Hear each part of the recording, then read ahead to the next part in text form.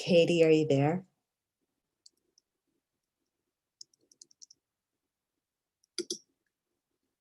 Katie, are you there?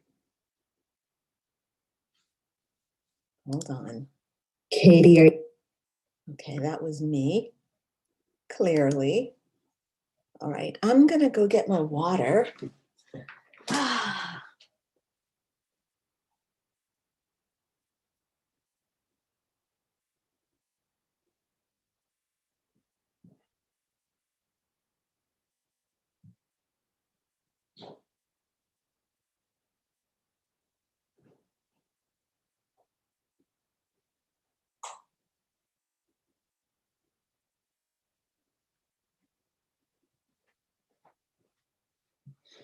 All right, so if you are joining us here on YouTube, I want you to come and join us in the live stream and join us in the Zoom call because we have a special guest and you probably are going to have some questions. Wait, participants, there we go. Invite. So I'm getting you the link to join, copy, there we go. Join us on Zoom.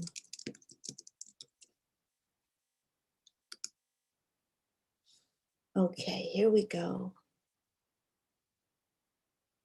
All right, well, there she is. Hey. Hi, Crystal. Good morning, how are you? Oh, I can't hear you, hold on. Can you hear me? I can hear you. Oh, now I can hear you. Volume matters, yeah. How are you? I am good. Yeah, I'm good. It feels like fall, which is good. Does it? Yeah. You know, I was out and noticed that it was really a crisp, clear morning. I could see the moon, and I think that was Venus. Like the moon is a very thin crescent, and Venus was there. It just looked, it was really beautiful. Oh, excellent. Yeah. I went out to go put my chickens out, but was mostly just focused on the chickens. How many chickens do you guys have? We have 9 chickens. So you must have a really nice supply of fresh eggs. Yep, lots of good. That is so cool. That cool. is. We eat eggs like every day. Like my partner would eat 4 eggs a day if he could, but sometimes we only eat 5 eggs a day. So okay, got you. All of our neighbors want to buy some, but we don't have any to sell because we just literally eat like 5 eggs a day. Yeah, well, look, I have 2 dozen eggs in my refrigerator right now because Sprouts had a sale, you know, like buy 1 organic egg and get another one free. So of course, and I love eggs anyway. I just love eggy goodness, you know. And all the things you can do with them is just awesome. Yeah. So look, good morning. We've got Cora here with that's not Thomas. That's Cora, a 00 Danger Cat. That's 00 Danger Cat. Okay. Yeah, think like Secret Agent Man. Yeah. 00 Danger Cat. Oh, he's and then our third cat, she's never around because she's the only girl and she's our little mighty huntress. So she's always out eating the mice and nice. I think reporting to the mothership, you know. Yes, I love that. And I see Katie's cat. I see a kitty. Katie's cat has made an appearance, and I'm about to join the ranks of cat owners because my downstairs neighbor has this beautiful little cat who's gotten friendly with me, and then all of a sudden they've moved and their cat has remained outside without any care. And so luckily we started getting friendly ahead of time, And I'm about to take her in because they left yesterday and I wanted to give them 24 hours to see if they were going to come back for their cat. Like maybe they were going to come back last night because, they were doing something during the day. But Apollo and I were walking up the stairs from his little morning walk, and there she is. And she's like, oh, the dog. Oh no. And so my dog does not like cats. Otherwise, I probably would have just brought her in last night. But I've got to like figure out how to introduce this little cat to my hound dog. If anybody has advice, I am willing to listen. Maybe not right now, but like after the call, okay? And so I see we've also got Gloria who's joined us. Good morning, Gloria, and Kim and Alex. So good morning, everyone. Good morning. Good morning. Good morning. So what we're going to do today, we've got a very special guest, and her name is Katie McCleary. And I just want to let you all know how Katie and I met, because I think I feel very blessed. As you all know, I'm here in California against my will. I'm not really here against my will. I'm so happy to be here in Northern California because it's gorgeous and because I really feel connected here.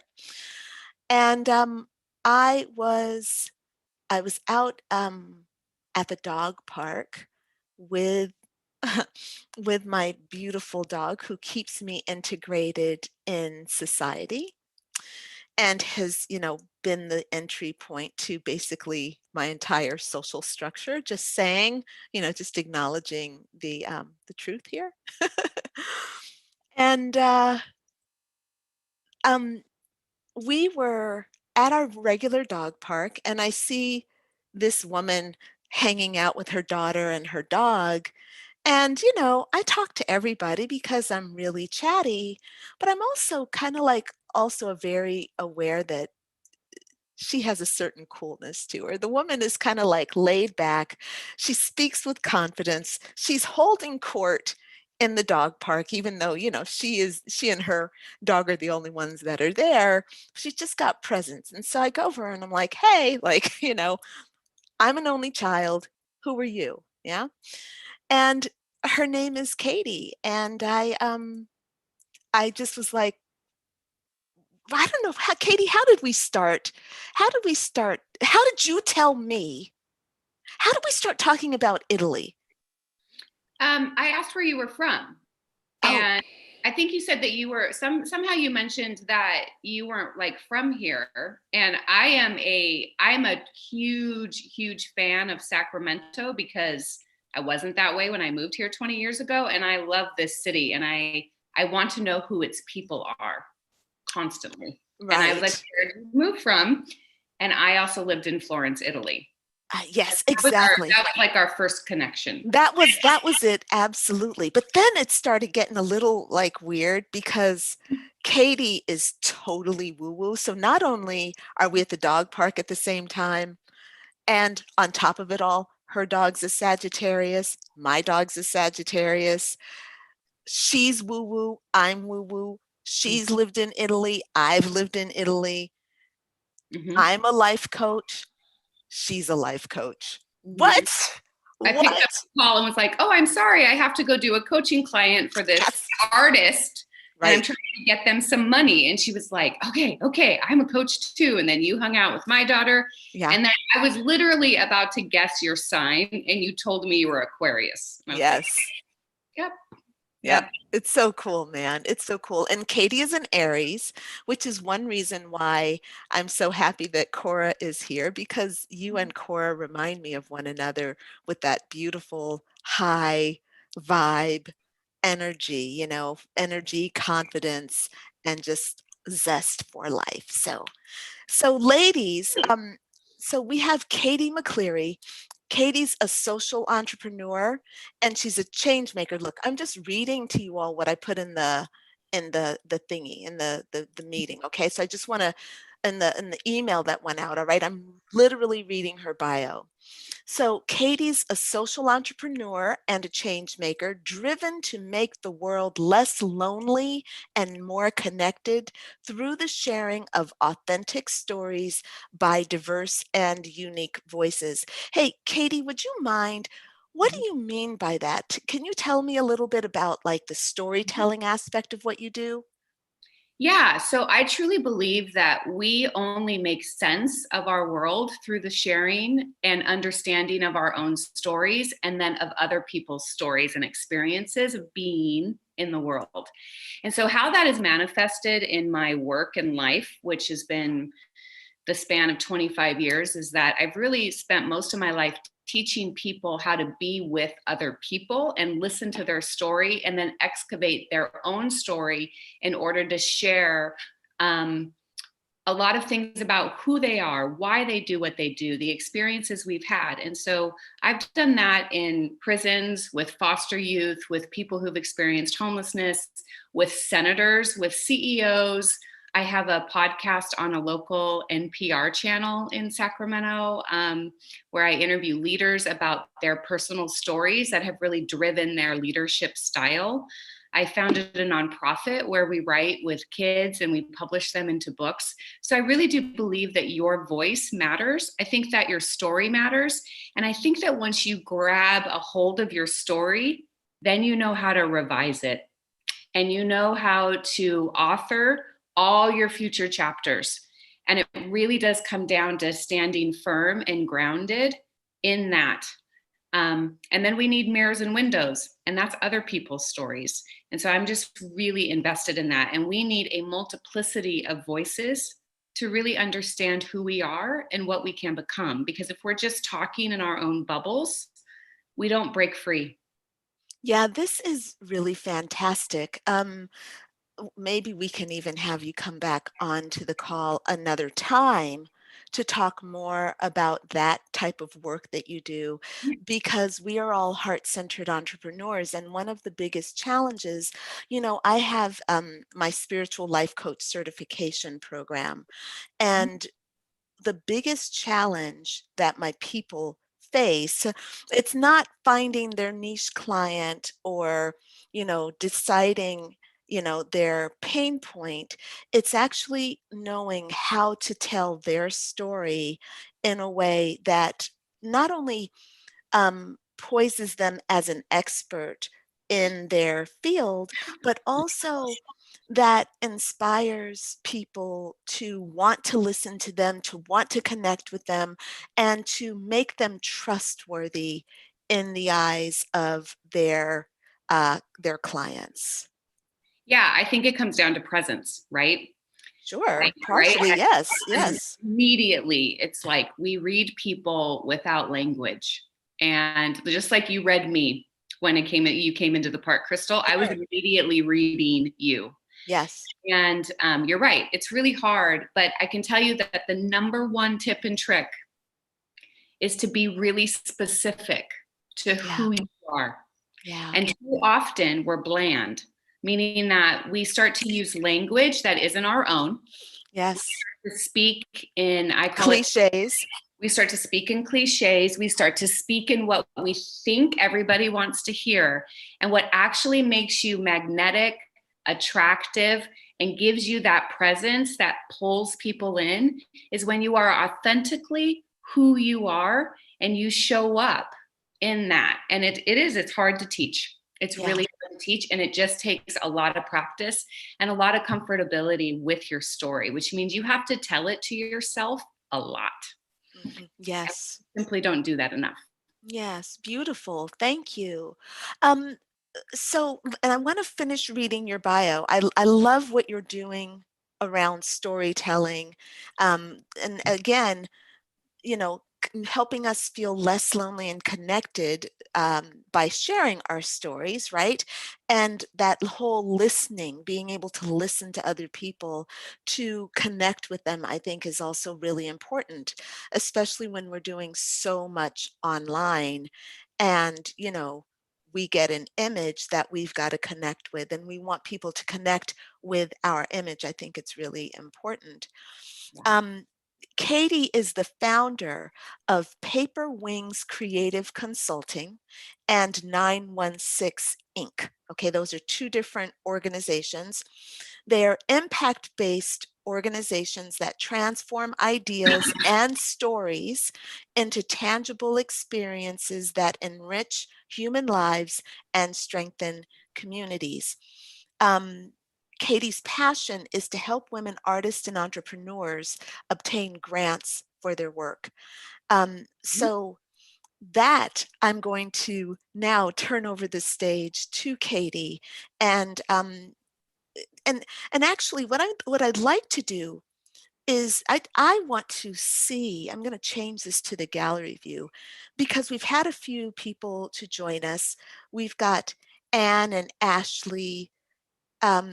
I believe that's Ashley, my A-Mix, Sheila, and Valerie, and Sangeeta has also joined us. So I want to say good morning to everyone.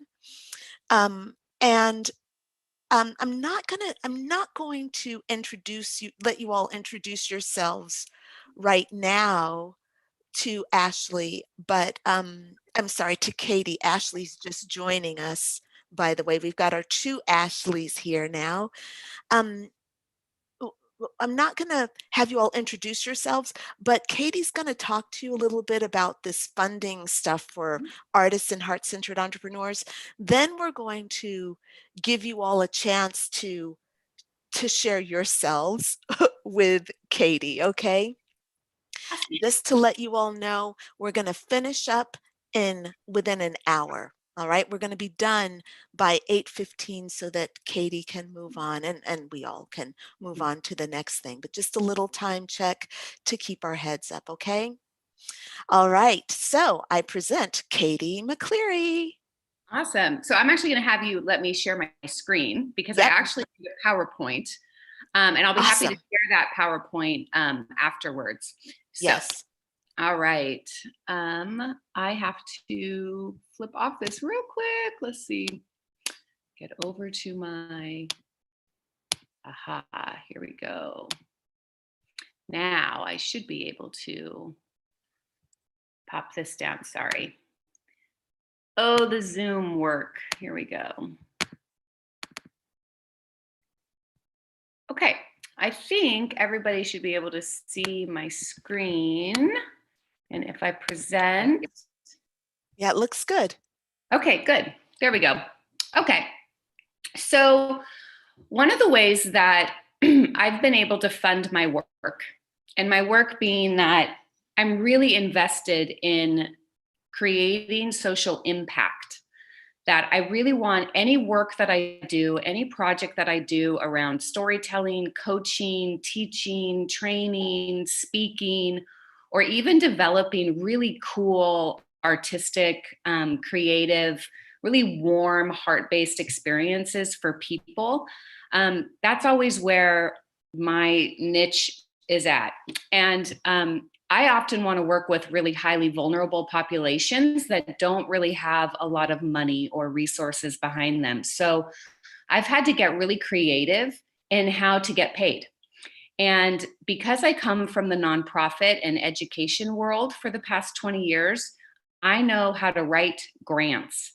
And I often see a lot of startups, a lot of artists who want to turn into creating a business, or people who want to do training, coaching, and they really want to create that impact. And I've been able to teach them how to go after grants and proposals in a way that gets them funded so it doesn't feel like sales.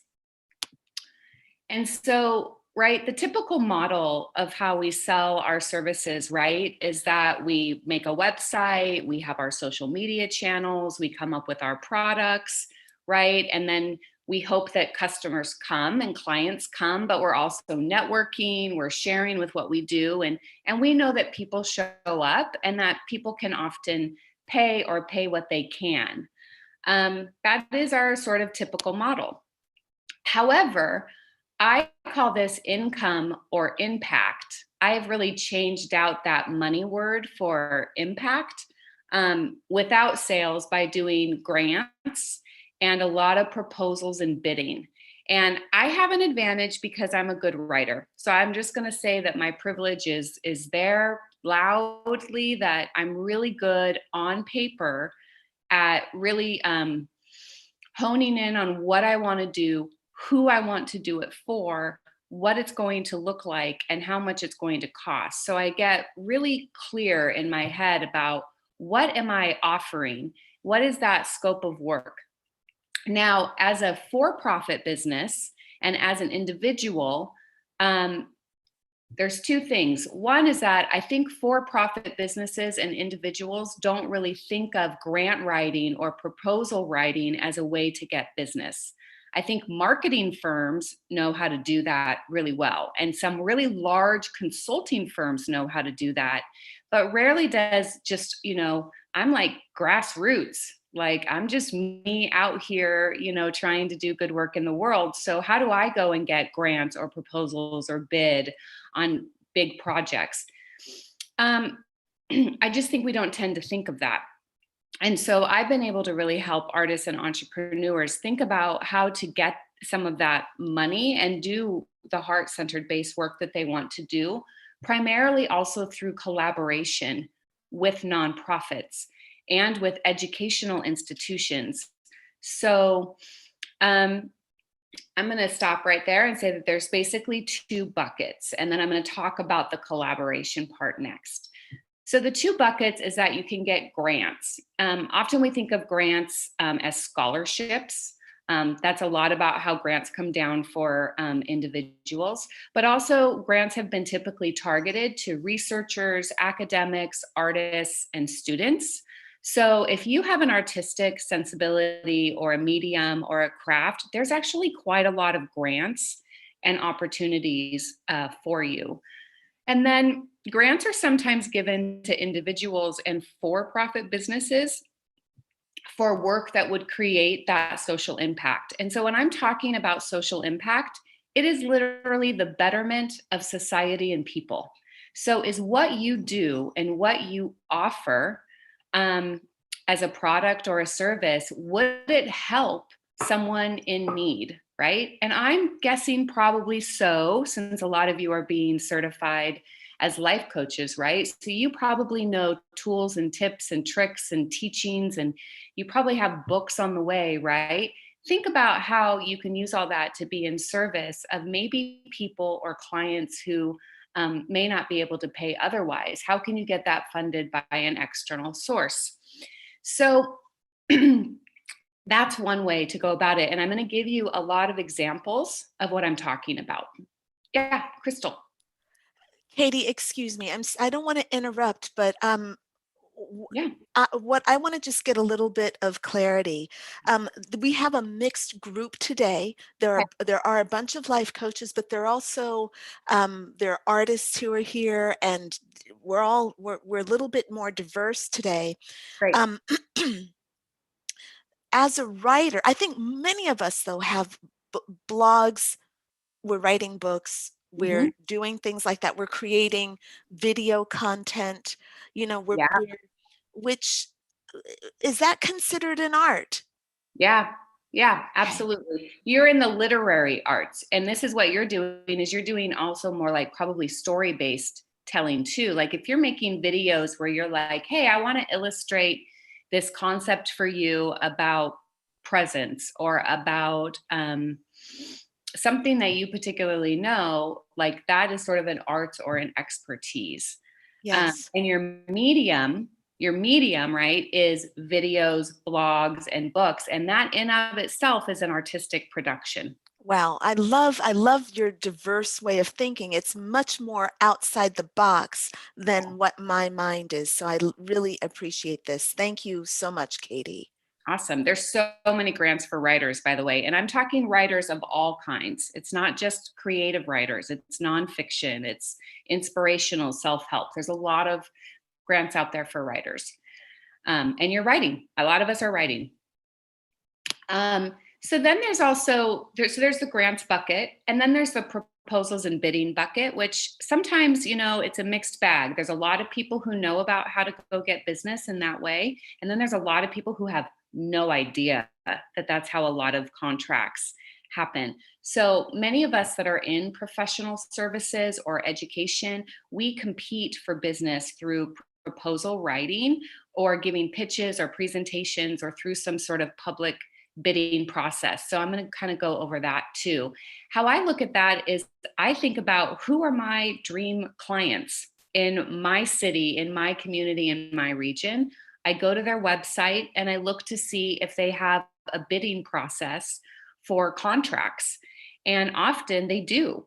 And they'll put out what's called RFPs, which is called request for proposals, or RFQs, which is request for qualifications, RFIs, which is request for information. They're all kind of interchangeable, but essentially they almost work like a grant, right?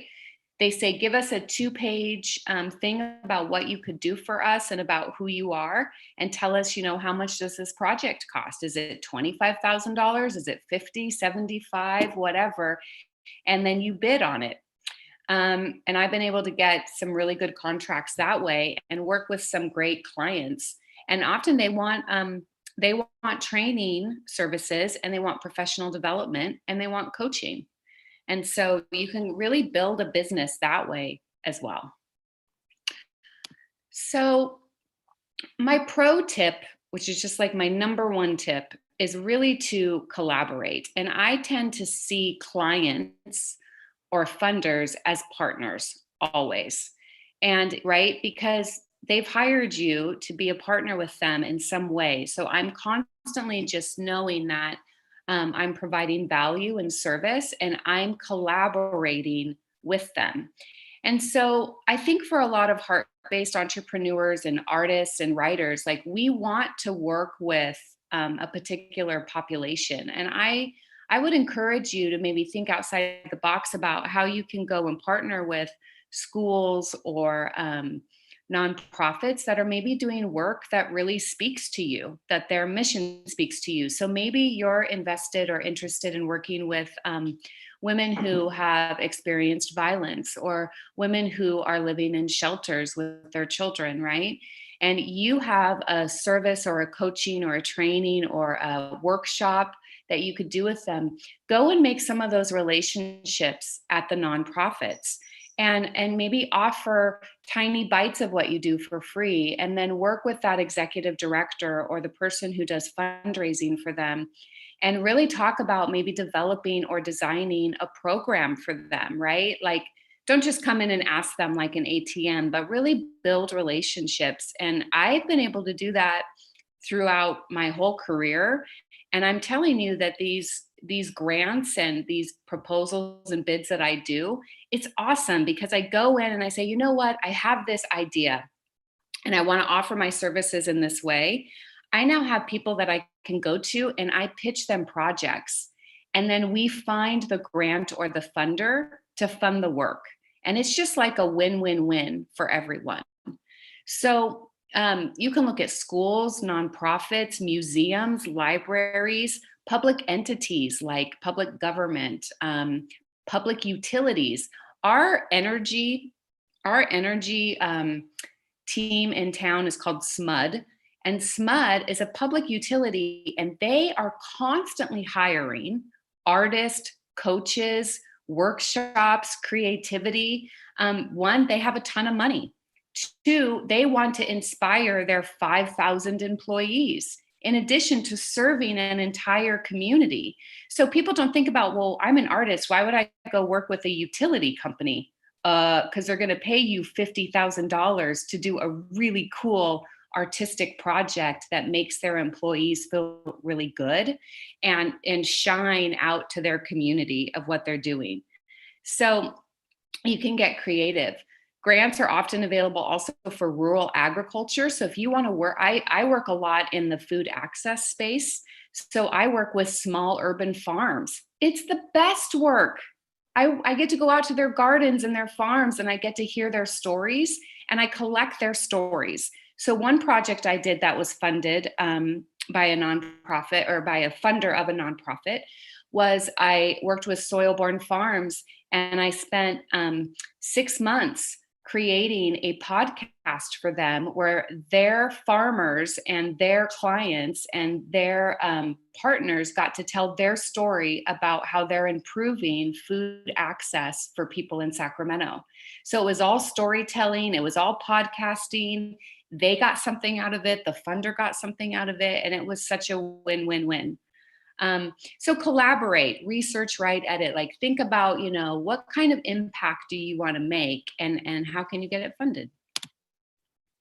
So there's a couple things here. You got to subscribe to figure out where the grants are. There's not any one national sort of database of every single grant that happens here in the United States. It may be different for where you're at. And sorry if I'm being United States centric, I forget, as most Americans do. But that, wherever you're at, there is something that is collecting grants. So there's websites that do this for you, but there's not like one comprehensive, amazing tool. It doesn't exist. Don't go search for it. So a lot of it is sort of knowing the big ones.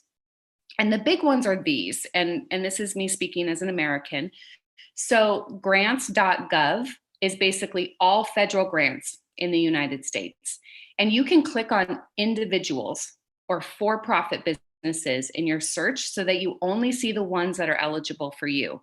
I have one pulled up as an example coming up next that came from grants.gov that I was even like, I could be interested in that. Candid is a great website, but you have to pay a small fee in order to search it. And it's just a month-by-month fee. So I often will pay the $29 to do my research and then exit it and cancel. And they're used to that. So Candid is foundations. A foundation, most people believe, I'm going to back up, most people believe that corporations give the most amount of money away. They do not.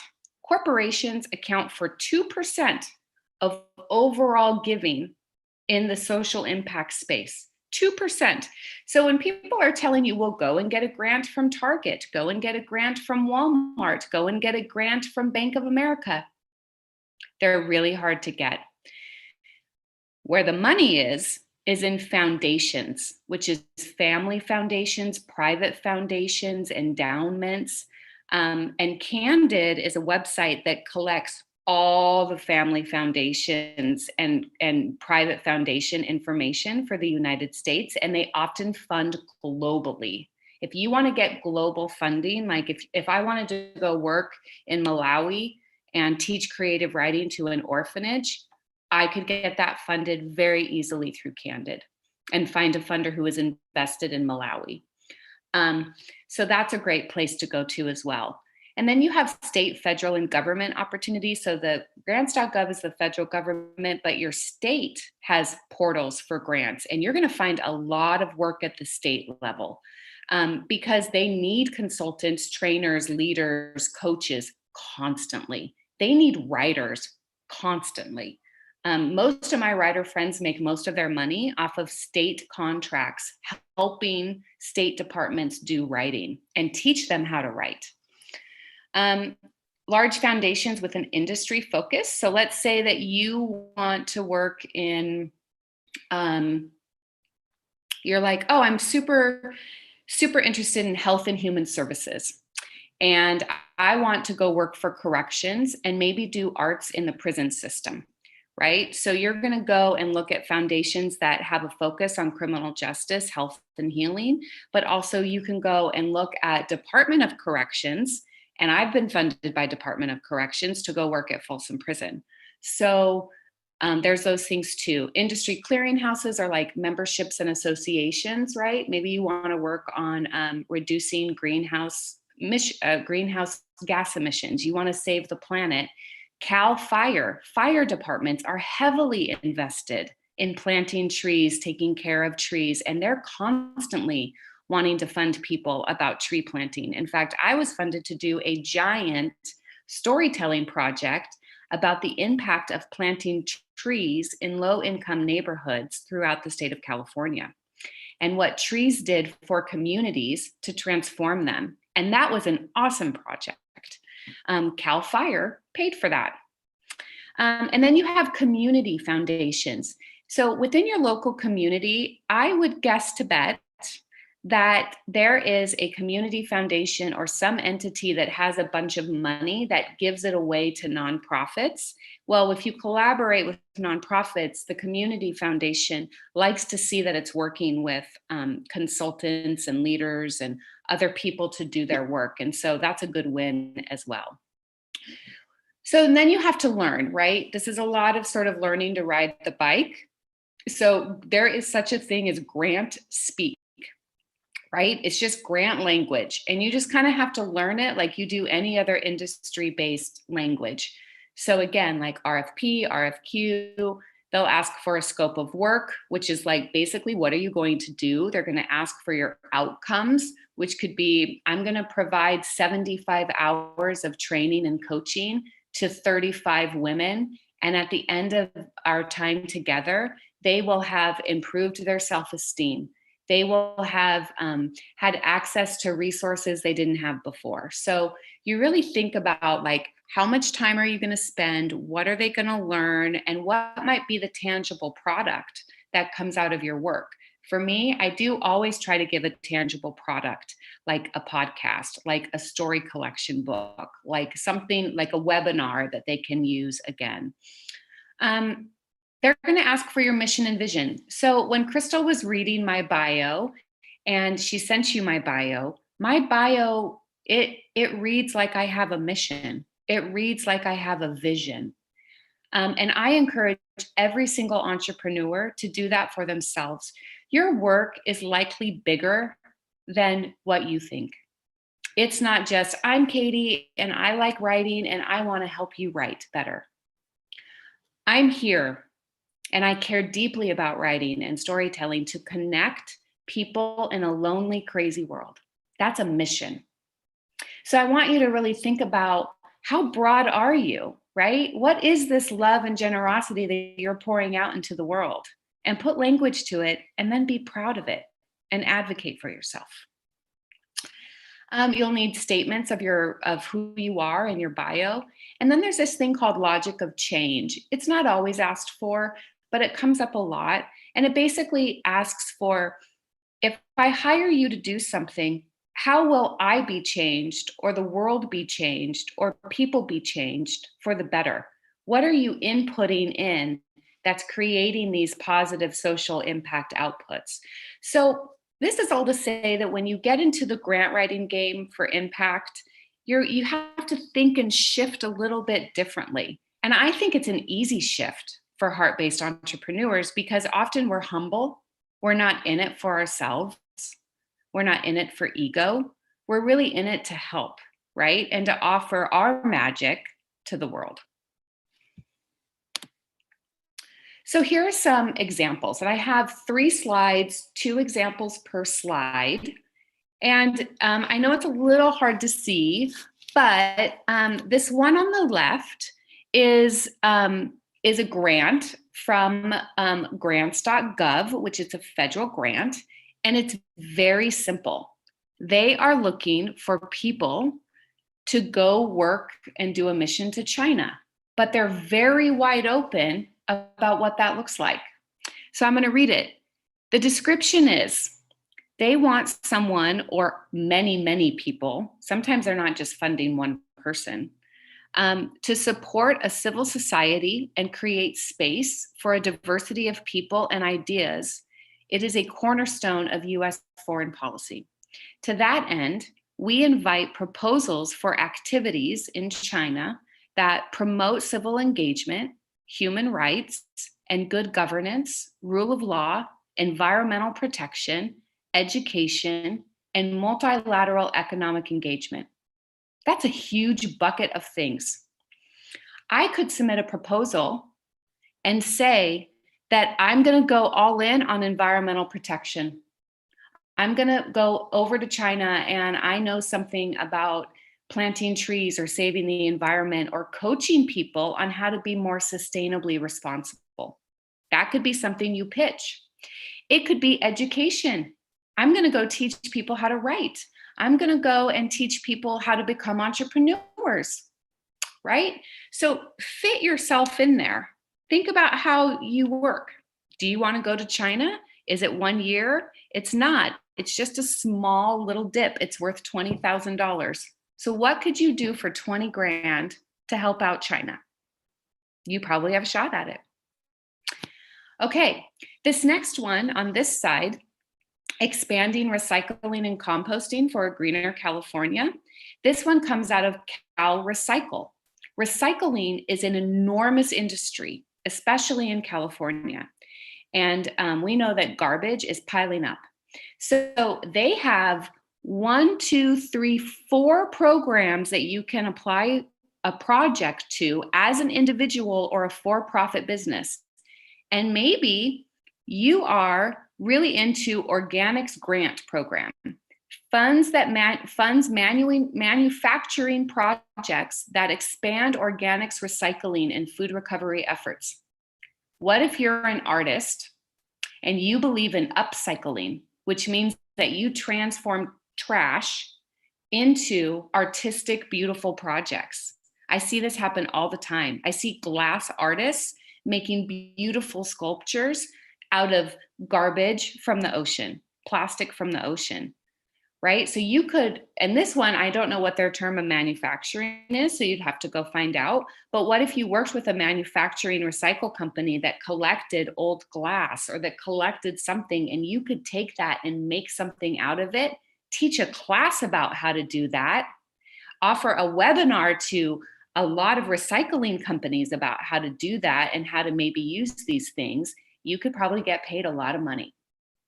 So you have recycled fiber programs, food waste prevention and rescue grants. You could go into schools and teach kids how to look at their food plate and like where it composts and where it goes, right? And you could make it super fun and educational for kids if that's where your heart is at.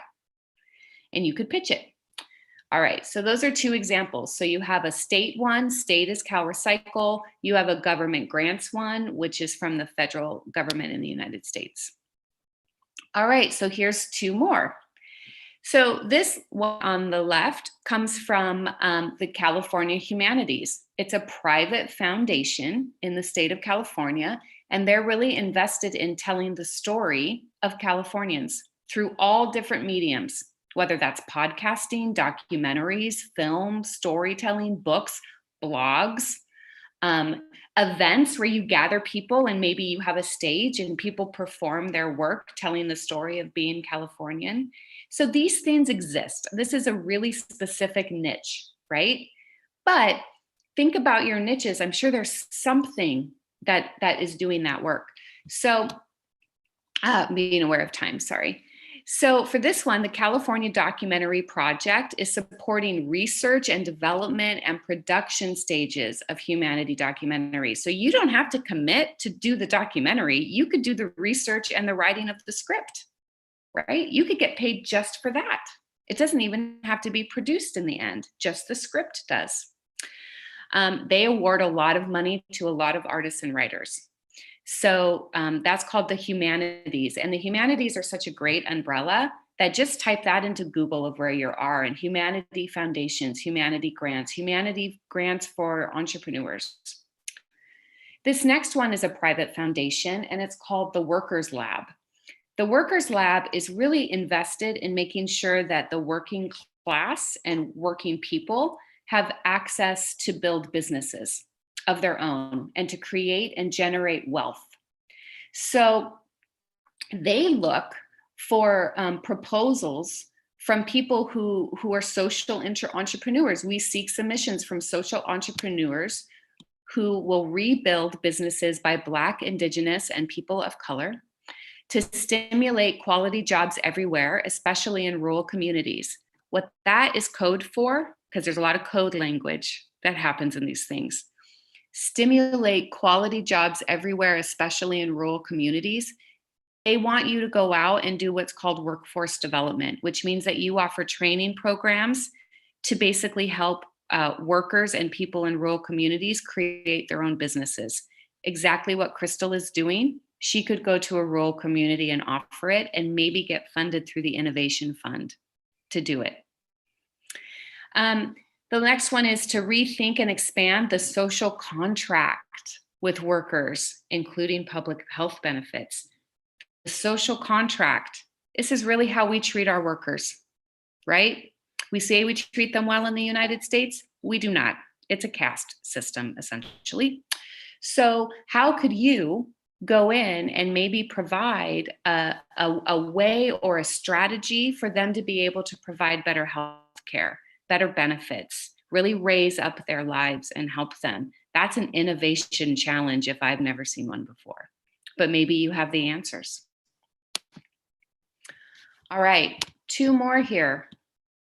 So this one down here, these are for artists, this last one. So the left-hand side, I'm sorry, it's so tiny. This comes from the California Arts Council. There's likely an arts council for your neck of the woods. Somewhere, somehow, there's a group of people getting money for the arts. This one, they are hiring healing-centered best practices for arts facilitators. So they're trying to hire a leadership training team to come in and train about 30 different nonprofits that provide arts programming and healing arts, a lot of healing arts in the prisons. And they want us to train them, I'm after this contract, they want us to train them how to work with prisoners, how to create best practices around what you offer, about how to assess and evaluate your work in the prisons. And then they want these 3 things to come along with it. 1, you have to know about race and equity, and you have to be able to train on it and address it. 2, you have to know about restorative and transformative justice. Again, that's code language. You are probably already doing restorative, transformative justice, which means that you're healing people through artistic expression and practice, through talk therapy, through whatever modalities that you have to heal people. That's really what restorative and transformative justice means. We're returning wholeness and personhood to people who have been incarcerated. And then strategic partnerships. They want to know, can you teach nonprofits how to collaborate with other artists to bring more work into the prisons? So, and they give you examples, they give you the questions. And so when you start going through these things, there's lots of tools and stuff to help you fill these applications out, typically. And this last one is from my local community. And this is the one that I took the call for when I was with Crystal on our walk.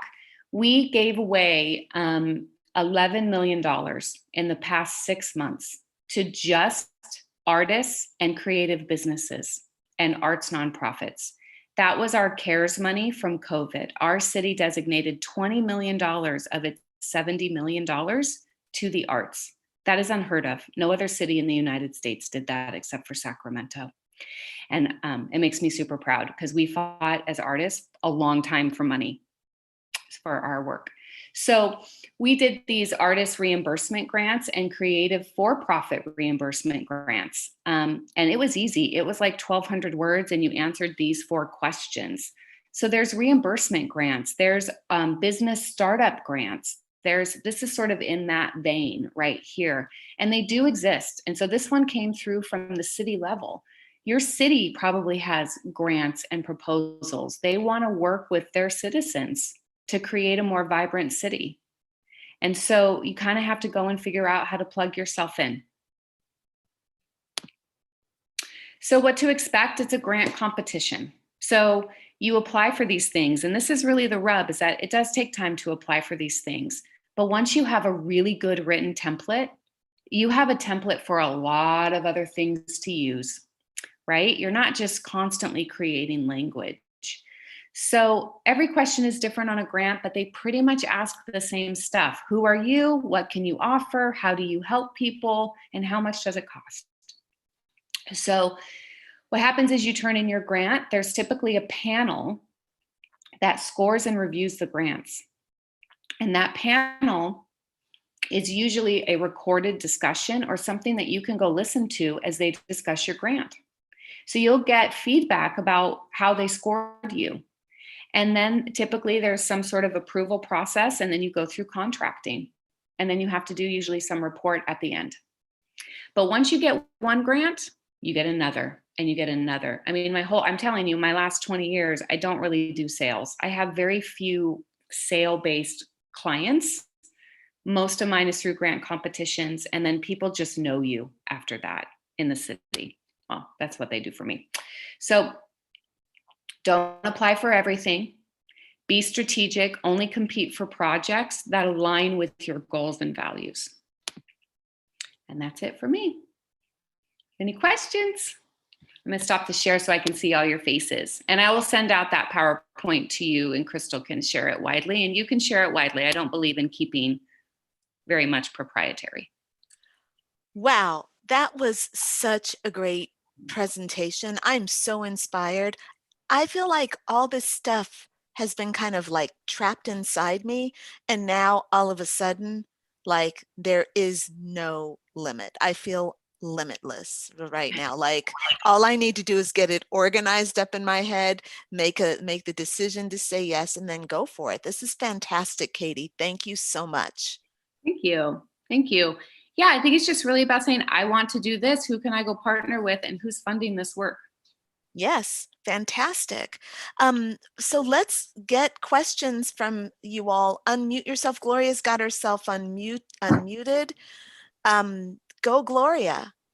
Oh, well, first of all, I did want to say thank you, because this is a gap between where I am and what I do and where I want to be. I'm an educator. I worked in public schools, high schools, and I worked with some of the most challenging students, which is what I love.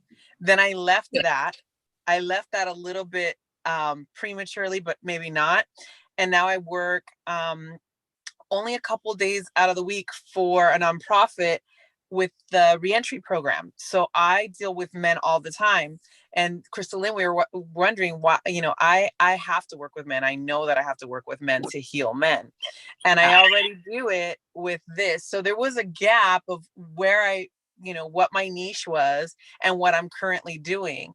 And this is like the bridge. It also kind of brings together, I kind of wrote that in the notes. It kind of brings together my writing. I have to write not so much about me, but it just did a lot. So I wanted to thank you for that. But I do have a few questions of what to do from here. What do I do from here? So now I have to get my ideas together like Crystal Lynn, and I'm like, okay. And my inspiration is there because now I have like a little key that was an unknown for me, and I don't like being in the unknown. I'm very Capricorn, so I have to be grounded. Okay, where do I see? So this is awesome for me. I see it now, and that's great. But I will be in the middle of something and just wonder what and have a question. Are we going to be able to communicate with you? How does that work? What services do you offer? Those kinds of things. Just, Yeah. So I do some coaching for a lot of nonprofit, really just exactly who you are, Gloria. I really appreciate what you do. And so I do some coaching calls with people to help them get their 2-page proposals together, to help them figure out how to go pitch to funders, to look over your work, to say, here's how I work with men, here's how I do reentry, here's who I am as an educator, right? So really building out your proposal. I help you finagle and wordsmith it so that you're speaking the language that funder is speaking. Often I call this a cultural brokerage translation issue. You have the way that you talk about your work. They have the way that they talk about their work. My job is to mesh that together so that it's a good fit, so that you can speak the same language. So that's what I help with. And then I could help point you to some directions of where you might get funding. Where are you at, Gloria? I'm actually in Hawthorne, California, which is Los Angeles. And I work in Los Angeles, like South Central. There's so much opportunity. There's so much money for you to do reentry, recidivism, education, and especially about healing men. I only work with men in prisons. So yeah, you could just get a hold of me and we could talk. I'm pretty affordable. I do sliding scale. I believe in the Buddhist notion of, I'm forgetting the word, but just the offerings. So yeah, we could talk and get you.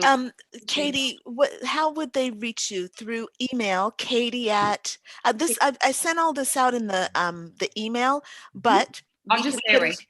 Yeah, let me pop it here in the chat. Go ahead.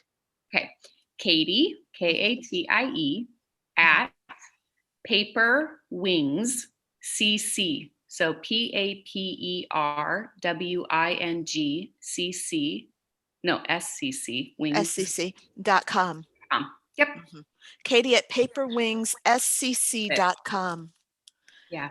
And it's there in the chat for you also. You all can save the chat by hitting those little dots there at the bottom, those 3 dots, save chat. All right, anyway, please continue, sorry. Yeah, so just you can reach out to me and we can work together. I'm coaching a woman right now who does dance and hip hop, but she does so much more than that with young people and all over, and California Day of Dance. And it's the same thing. We talk about pitches. We talk about who she needs to meet. I look over her proposals. And then she just calls me when she needs to vent. And I'm there for her because it's hard to do this work. Now, are there any other questions? Who else would like to share their vision or their ideas, get some feedback from our very knowledgeable Katie McCleary, Ann Hernandez? Hi, Katie. My name is Ann Hernandez. How are you? I'm good. Hi, Ann. Hi. Thank you so much. It was so great and inspiring. I'm actually a registered nurse and I was in healthcare, senior management for many, many years. I left a little early, retired a little early, and have been on the coaching path, healing healers, nurses, working with nurses. And you gave me such great ideas for healthcare, especially community health centers offering grants to go in with meditation and yoga. You know, I'm certified in all these things. And so I guess my question is there a lot of healthcare grant funding out there for projects like that? I know the hospitals are very into, they have their programs all set up, but I'm not sure that like the little mom and pops, have. Yeah, so I've done some work in the healthcare system doing creative writing circles with doctors and nurses and health students. And I've been able to get that funded through health foundations. So the large hospitals, they definitely have pots of money, the foundation wise, to go in and do that. When it comes to community clinics, where are you located at? I'm located in Connecticut. Okay. So I would imagine that there's probably a couple big foundations or endowments from the state of Connecticut. So like in California, we have something called the California Endowment. We have something called the California Wellness Foundation. So anyone that's really public health focused, they're funding those community clinics. And they do need practitioners like you to not just to provide proposals to help care for the people who are doing the work. So I would look there. I would look at your community foundation too, and then start making partnerships with that community clinic that you might want to go work in, right? Do you have relationships or contacts there with administrators and stuff and say, hey, I think I could go and maybe find a grant that we could co-apply for, where they're the nonprofit entity, the community clinic, or even like I'm thinking like Planned Parenthood, a partnership with something, an org like that. So I bet if you go and talk to the community clinic, they already have a list of funders, right? Okay. And they might just be looking for you, a practitioner, to be the partner that they can do that, because they're working in the trenches doing what they do best every day, right? Like you're the enrichment and the supplement to that. That's where I would start. Okay, great. Thank you. Yeah. Any other questions? Or whoever just wants to share themselves with Katie and, see if there's any inspiration she can offer.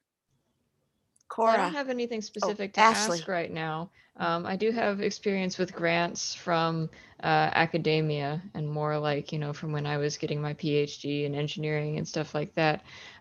Since right now I'm doing basically like more art for profit in the form of video games and specifically interactive fiction, it hadn't occurred to me to focus on grants because when you're doing a for-profit business and, it's supposed to be, or you're planning for it to be based on sales and maybe crowdfunding, I wouldn't have thought that there would be people who would grant you money for that without expecting to get a return on it, because grants are just a gift, whereas a venture capitalist expects to have, some equity and things like that. So, but there are, I was just searching online and, there's a list of, sources of grants for indie games. So, I mean, that, Also, I mean, I think that if you invented, I mean, I'm just like spitballing, and what I hear is that I also think a lot about educational institutions and educational curriculum based companies, that I think that interactive video games for education for kids are probably going to happen more like faster than we think. Sure. I'm focusing on games for adults. Awesome. Okay, so I mean, not that I could never do that, but right now, like, definitely R-rated content and, awesome. it's, I think about and story-based stuff as opposed to, but not to say that, like, and I hope that it will be enriching for people. Like, I do hope that it will be, a mind-expanding experience and all of that, but, it's a little bit different from like the games that help people learn addition. Yeah, totally. That's cool. I know that I saw some sort of startup for an adult-based choose your own adventure book that was going to be this interactive thing where readers co-wrote alongside. And that was gaining traction for crowdsourcing and funding as well. And it sounds like the whole genre of visual novels, basically. I don't know what you mean by co-wrote, but typically it's a multiple choice. You choose at different junctures what the protagonists are going to do and say. And so that's basically how visual novels work. And that's what I'm doing. That's the genre that I'm working in right now. Cool. Well, I think you also have opportunities for grants from the literary arts, just to support artists who are doing this. Like, I mean, you're doing storytelling in a different medium. Yeah. So even arts councils might be a good place for you to go and look. Okay. I mean, you do have to design all these characters. And I'm doing a lot of drawing. There's a lot of drawing, but there's also, you're designing their history. I mean, there's so much that goes into what you're doing. I'm impressed. It seems like there might be some good opportunities there that might be hidden. Definitely, like, and it's crossed my mind too, because I'm doing a lot of research into the cultures that are being featured in my story, because it's inspired by Norse legends, and I'm having to do a lot of research about the culture of these countries, both the present and the past of them, so that I am able to accurately represent them. Mm-hmm. That sounds so exciting. That's the work of representation. Historical research and representation. How do I accurately portray peoples? Yeah. Very cool. Awesome. Cora, I know you had a question. Would you like to go next? Yes, thank you. So I'm Cora. Thanks, Katie. This has been really great and informative. I'm glad you got to come share with us today. I am over in Tennessee, and what I do is animal education, goat therapy, and animal Reiki. So since that's kind of a brick and mortar thing, I'm trying to create an online component with it. And so the way I'm trying to do an online thing is I offer like Zoom sessions with people, and I've got all the animals running around, jumping on the computer and stuff. But I'm also working on taking what I talk about in my private sessions or my group sessions, that I do that way, and putting it into a course that I can offer people, so that I can get a wider range of people that I can help. And mindfulness, it's everything we do, it's all about healing with animals, through animals, and helping us all reach those optimal levels of happiness and well-being. And so my question is, because I'm only one person and we're kind of instead on the farm with the animals is that, what do you think some good ideas for grants on how to get it out to more people? I think your idea of prisoners, that maybe a mindfulness class for like prisoner reform or rehabilitation might be a good idea, or something like a recovering addicts maybe, or even a wayward youth. I don't know how you guys say that. Yeah, no, you're totally right. All the language you just used is right. So that's good. What we're really talking about is animal therapy, right? And we know that animal therapy works for every population you just did. And so I have a friend who has a horse sanctuary. She does horse Reiki. She does horse programming for the disadvantaged. So she has a for-profit side, and then she has her nonprofit side. So she kind of I'm working on from two buckets. And I was going to say, I highly suggest, Cora, that you get a 501c3 arm to your operation, because in the fundraising community, which I'm totally from, which is why I know this stuff, animals are gold. People will throw money at animals all day long. Nice. You have the golden egg. So that, and then the other one is small illiterate children. That's the other golden egg, or abused children. So, and I know I say that so flippantly, it sounds horrible, but when you've been a fundraiser and you fundraise for all the social problems, you get a little hard skinned. Yeah. So animal therapy is a really big deal. And there's so many foundations, family foundations. I want you to find the community foundation that services your area in Kentucky. I'm positive there has to be one. Or Tennessee, sorry. I'm positive there has to be one. And then there's just so many grants for animals. And I would say once you have your 501c3, you put a donate button like on every single page. Literally, pictures of animals drive money into bank accounts. So, and goats are hot. Just say goats are trending. They're on fleek, and people love goats. So, I think that all of this is possible. And we're living in the digitalization of all services right now because of COVID. I'm not sure that stream is going to end once we all go back to whatever we're going to go back to. It's all still exist. People are way more comfortable doing stuff online, it feels like, than in person. It just feels that way to me.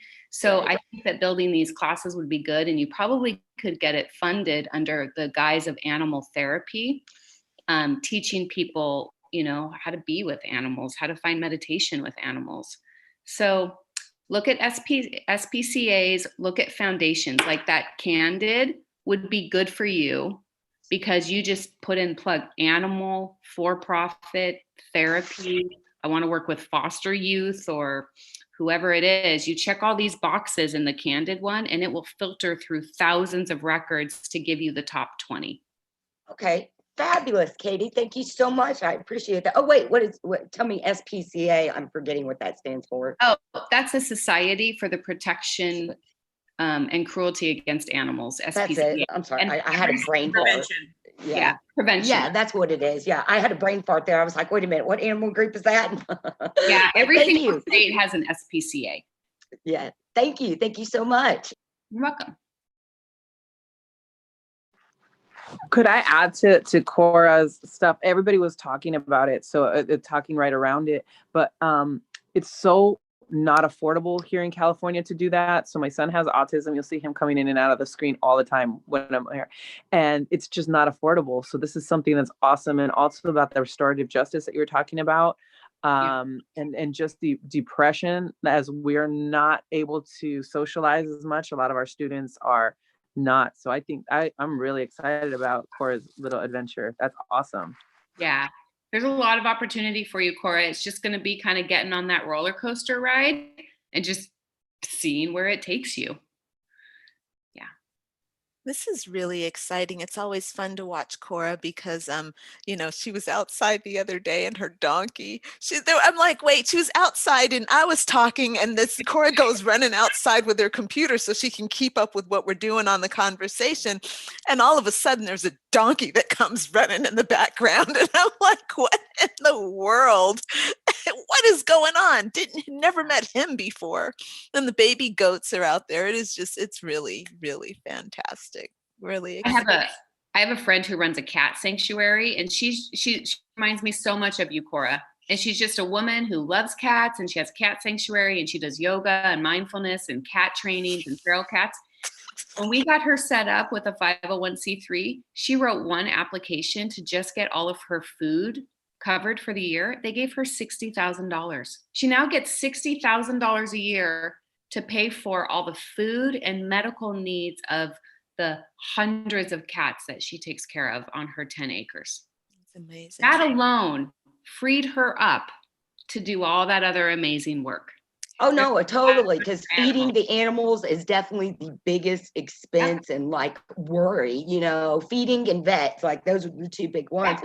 That would be freaking awesome, Katie. I'm probably going to hit you up in private. Grant, I'm like, yeah, that's like a whole salary for my whole life and operation. Like, yeah. Yeah. This is great. Katie, it's such a blessing to have you here. It's got us all thinking very differently about what we love. We're all super passionate about what we're doing, and it's all really exciting. But having a new perspective, you know, and also it's making me think outside of the box. So I'm assuming it's making my group here also think outside of the box. And it's also giving me a new sense of hope where it's not, oh, I have to sell, I have to get clients, I have to fill, you know, in order for me to be able to take care of myself and to think about my projects, I have to do it all on my own. I don't know if that's an American thing, like we think we have to do everything by ourselves. I don't know if it's a Black woman thing. I don't know, but I was raised to think that I have to do everything by myself. I have to raise all the money, and I can't do anything until I alone have raised all the money by my hard work. But what you're saying is, yeah, you do have to raise the money, but you have to ask for it from the right people. This is not just about creating a business where you go to individuals and you have to, and I think this is a big issue for heart-centered entrepreneurs. We don't want to have to like be all about the money, have a conversation with somebody just because we can get paid. Nobody wants to do that. I don't want to do that. I like doing these free weekly sessions because I like my people. I like talking. I don't want to have to think about them as, well, I got to get paid. I don't want that. So you're giving me a whole new perspective of like, oh, there are foundations that will pay me. You mean I could actually just keep doing what I'm doing and not have to worry about like dollars for services? Hello, thank you. how awesome would it be, Crystal, for maybe you to have a collective? A collective, right? It can be a 501c3.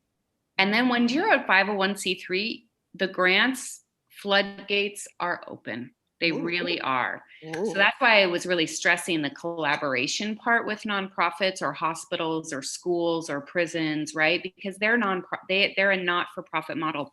But collectives, that's how artists have been really successful in Sacramento, is we all belong to a bunch of collectives. The collective has a 501c3 status. At that point, you can apply for so many things individually and get paid. I really do sort of, oh, I think my internet kicked off. You're here. I hear you. Okay, good. Okay. You know, I say that money-wise, I feel like I don't do sales. I live off of grants and projects where I'm like, okay, like right now, I have enough money until May 1st of 2021. So I'm not working very much. I'm working on like. You at that dog park like I am. I see you at the dog park all the time. I mean, as much as like the 4-Hour Work Week by Tim Ferriss doesn't really speak my language, it speaks my language. Yeah, totally. So, you know, like I need freedom. So, so that's where I'm at. You know, I work off these big chunk contracts, and then I'm just like, I'm working it, you know, and I do my own creative and spiritual work and raise my kids. And then I'm looking for what is my next big project, but I built in time to build collaborations. And I just go and circle in my tribes. So when I'm having conversations, it doesn't feel like I'm building my funnel. right? Right. Bring people in that eventually they're gonna buy. It just, that never resonated with me. Mhm.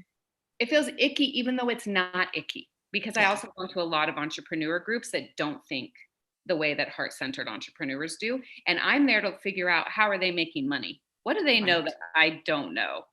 And Mhm. I've come to conclude that we're all kind of just the same. We're all just doing it in our own little way that we know. So Yeah. I found That's this. really beautiful. It's really beautiful. What a great conversation we're having today. Thank you. Thank you all for joining us too. Look, we have five more minutes. Valerie's unmuted herself. Let's hear from Valerie. So it's my first time joining your group. Thank you, Crystal. I actually have a regular 7 a.m. spiritual practice call that I do. And I had put this on the calendar. And when I went to get on that, I'm like, oh, I should go to this instead. So just really a treat to kind of hear everybody and get inspired. And I actually, Katie, a long ago in the beginning of my professional career, I was in fundraising. And I was in the capital campaign part of fundraising. Oh yeah. I did write a few grants. I don't profess to be the great writer like you are, but it was like, oh, wow, this is a fascinating idea. And then I'm just pivoting like a large percentage of the world. I've come off of being a 10.5-year full-time employee and was laid off. And it was in consulting services. So while I didn't write the RFPs and RFQs, I supported the business that did that. And so I understand that model. So it's nice to just hear all of that. I'm not, the heart-centered entrepreneur that has the package all together. Like I hear all of you sharing, I'm sort of finding my way, finding, my mission, my passion, my what am I to do. I am a licensed practitioner through Centers for Spiritual Living. So my work has either been one-on-one with clients or just being of service in my spiritual community. I hear you guys talking about working with men. My favorite thing to do is to facilitate circles. And I don't view myself as a teacher. I view myself as a facilitator. So kind of hearing you talk, it's like, I'm great at creating that sacred space and holding energy and just really, creating transformation in circles. So I'm just kind of, you've expanded my world to just sort of think out of the box here. Awesome. The work I have to do is finding, what is mine to offer, right? And to find the value. And I resonate with you, Crystal, that, I struggle with the do it myself, doing it alone. And so the one word that stood out from your whole presentation was collaborate. Mm-hmm. I think that's what I'm being called to do, is to learn to collaborate. Yeah. It's beautiful. We are really more powerful together. And there was something, I love what you said, Valerie. I do the same thing. I'm a facilitator. I'm a non-traditional educator is what I often tell people. And I am sitting in circles, and circle work is super valuable and it's needed everywhere. And it reminded me that there's a lot of money out there to work with vets. There's a lot of money out there to work with veterans and to provide healing circles and spiritual practice and animal therapy. And there's a lot of work to be done with vets, and there's a lot of money in that as well. So to even go to the VA and look at their grants and processes, to look at vet nonprofits, stuff like that. So I don't know, it just triggered in me that. Wow, the VA's right here, and I have a friend that works there. Fascinating that you would say that. A lot of circle work to be done in Long Beach. And so I met you, Crystal, when you had your beautiful studio. And you laid hands upon me. Yeah, Valerie, I thought so. Obviously it's been a long ages, time, but still though, I'm like, I know her. Yeah, you massaged me on several occasions. Yeah, excellent. I'm glad to see you. The benefit of your energy. I'm so glad to see you again. Thank you for coming. Yeah, this is just exciting for me. Yeah. Yeah, just congratulations on the beautiful community that you built, Crystal. Like, it's just thank you. Like what you're creating in the world. Thank you very much. I appreciate it, Valerie. It's a lot of fun. And now that I realize it, again, Katie's got me thinking, like, wow, it's going to be a really powerful year. This is going to be a really big year of change and transformation internally and then of course the manifestation of all that into the physical. It's going to be really awesome. I know we're just closing, but can I ask one question Of before we? course. Sangeeta, yes, of course. Um, I'm not staying in the United States, and I'm in Dubai, and I'm basically from India. So it might be quite different here because I'm an expat in this country and I'm not really sure how things work. But maybe there may be some ideas that you're aware of how I could like link in maybe into my home country or here. I'm not sure if you have any idea that you can support me with on this area so that I can, think about it, whether you can do things like this even when you're not in that country, or how does that work?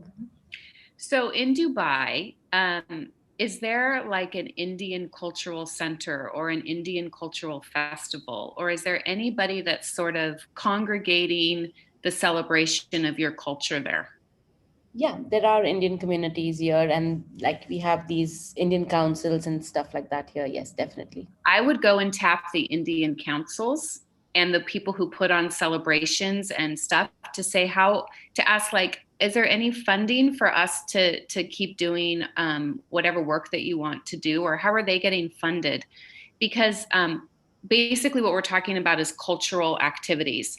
So in the United States, there's a lot of money to fund cultural experiences and activities. That's how like groups get to come together. And so I wonder how they're being funded, because I'm not sure that that money would come from any federal government or, federal entity in Dubai, for lack of a better term. So go into those communities, see if they're getting funded to put on those festivals, or if it's just sponsorships. Sponsorships are a little bit different, right? And then I would start Googling on the web the preservation of Indian culture, right? So if you wanted to offer services that really connect to who you are and your ethnicity and your story, who's funding the work to preserve that? There's got to be an entity out there that's really invested in it. And they're often foundations. Okay. Yeah, that's what Thank I you. would do. Yes, it's very interesting. I'm wondering, look, I'm so ignorant of this stuff until now. I'm just now having my eyes opened to the opportunities. But Sangeeta, I wonder, like here in the US, I hear a lot about like Americans who take their knowledge to places like China, as Katie demonstrated earlier, and take their knowledge to India or to any place, other than the US, to Mexico, to Brazil. They take their knowledge, their grants that are offered. It seems that like in these very wealthy nations, like Dubai is a very wealthy nation, it seems like there must be some kind of I don't know, a charity arm, or funding. And I'm curious about what the Google search from your IP address looks like, which would be very different than mine. Yeah. So I'm curious about what happens when you do a Google search for grants and to help India or whatever. So you will do some research and let me know how it goes, because I'm just out of curiosity. Yeah, sure. Sangeeta, are you in Dubai now? Or are you in the Yes, US? I am in Dubai. Check you out having a global call, Crystal. Yes, I'm very blessed. My students are all over the world for sure. So just lastly, Sangeeta, we have an enormous Indian community in Sacramento, and they're very close knit, and they have a cultural center that runs all year round. So they do write grants. They write grants to the Arts and Culture Commission. Usually arts and culture get tied together. Mm-hmm. And one of the ways that they have found to fund all of the stuff that they do, which is from workshops, like tons of stuff that they do at our Indian Community Center, is through the color run, because it's super popular in the United States to go and do a color run. So that is like they have like three major celebrations and activities that they do and put on for our region. Typically they get grants to put it on. They get sponsorships to do it. It's a lot of work, but the community does it. And then they have this huge stockpile of cash to fund the rest of their operations all year round. And the color run is probably the biggest run, one of the biggest runs in Sacramento that we do. And it solely benefits the Indian community. Something Very that's, cool. and I don't know if it's relevant or not, but just I come from the IT consulting world. And so like there's a huge, like, you know, Indian population, right? In all of these consulting firms, because that's who all the programmers are. So there may be an opportunity for you to partner with large corporations that have this population that they want to be serving, right? And You're have- gonna- yeah, sorry, Valerie. yeah, please add on to that. You've got more to add to build on that. You're going to provide, this is that brokering that language again. You're going to provide culturally relevant education and services, right? That just totally popped me, because at Intel and HP, which we have 2 headquarters here, huge Indian populations, I could go in and say to Intel and say, hey, would you hire me to do a workshop that is culturally relevant to the large amount of Indians that you have working? And they would probably say yes. They'd probably say, like, what's the workshop going to be? What are the services? Like, how will this make my employees like working at Intel better? That's their bottom line always. Very That's very good. Great information. Thank you. Are there any other questions for Katie? We want to start wrapping things up here. But is there anything else that somebody needs to get in before we start signing off?